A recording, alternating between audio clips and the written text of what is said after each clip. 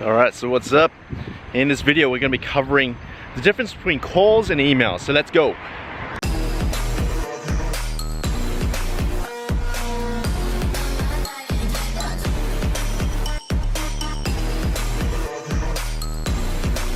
Alright, so I'm at Sydney Park. We're going to do some filming today, so let's go. This area is a lot of dog walkers and people exercising, so it's a really cool place to go and clear your mind and also lose some weight as well.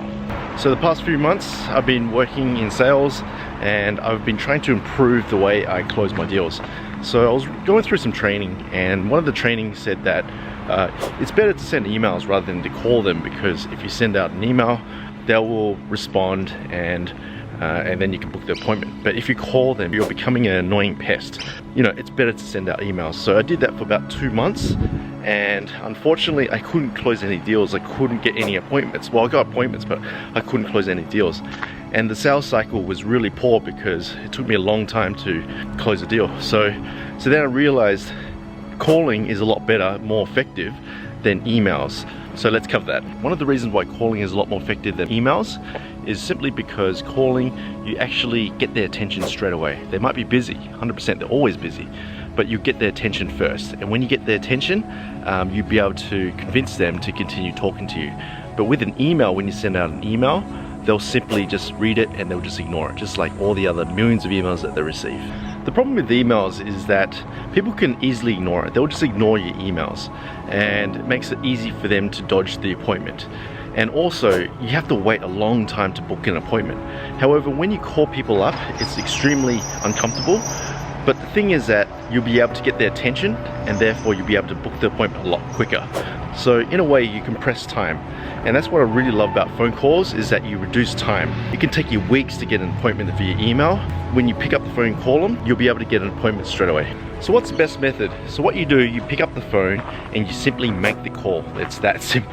But it's a bit tricky, right? It's really scary when you're making a phone call, because as soon as you pick up the phone, as soon as you talk to the CEO, they're going to be answering in a very hostile, defensive type of way. The reason is because they don't know you, and it really comes down to your tone of voice. When you have a really positive tone of voice, you don't sound so threatening on the phone, and therefore they'll continue talking to you. However, if you sound really poor on the phone, then they're just not going to talk to you, and the phone call isn't going to turn out that well.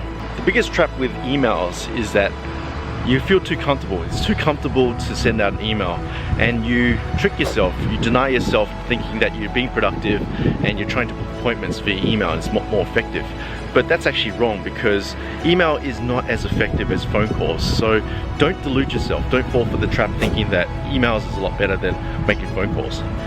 So one of the best ways to get better on the phone is to make a lot more phone calls. Practice, repetition, just pick up the phone, call them.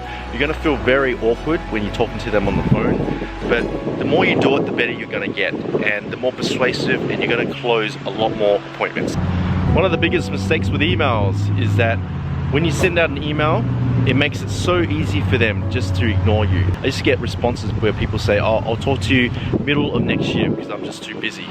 To me, that's a very weak lead. For someone to pick up the phone and actually talk to you, that's a strong lead. So the little trick that I learned when it comes to getting your head around them being busy is that, yes, they are busy, and no matter how busy you get, you're still gonna answer the phone call. And if it's a really good phone call, you're gonna keep listening. So always remember that. I used to send an email and I used to try and book just 5 minutes with someone, and they just ignore it. When you pick up the phone and when you talk to them, you can get about 20 minutes of their time, maybe even 15 minutes. So that's a really powerful thing when it comes to making phone calls, is that yes, people are busy, but they'll still answer your phone calls. And by the way, what's the worst thing that can happen? What's the worst thing that can happen when they answer the phone call? They can either hang up, or they can either abuse you, and that's pretty much it, you know, and you just move on to the next call. I know it sounds really simple, and sometimes it's a bit difficult, but if you just keep pushing through, you'll get there. Personally, I think that if you can master the phone call, if you can get really good at the phone, build that confidence, build that courage, if you can get really good at that, man, that's a powerful skill, because you can pick up the phone, call anyone, and book appointments, and ultimately close those deals. So I remember one of the biggest problems that I had was I was just too scared to pick up the phone and talk to people. It was just too scary. You know, I don't want to be yelled at, I don't want to get rejected, and therefore I just fell for the trap of just sending out emails. But once you get over that fear, once you realize that it's just not effective and actually pick up the phone and talk to people, you find that your results has increased dramatically. And the more phone calls that you make, the more effective your sales become. And that's what I did. I just went through it.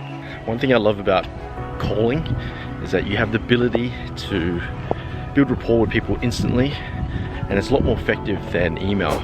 I find that when you call someone, they can hear your tone of voice, they can hear your personality, and they're a lot more responsive whenever you send them an email.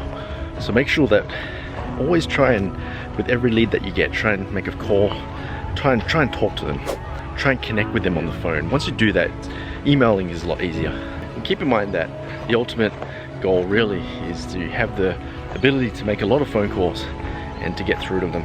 A little trick that I do whenever I'm cold calling, whenever I'm calling someone, is just to be super nice. Be super nice on the phone. And when you're super nice on the phone, you know, it's hard for people to get angry at you. They can still get angry at you, but you just want to be nice on the phone, and then you lower people's defenses. I mean, it's like a shield.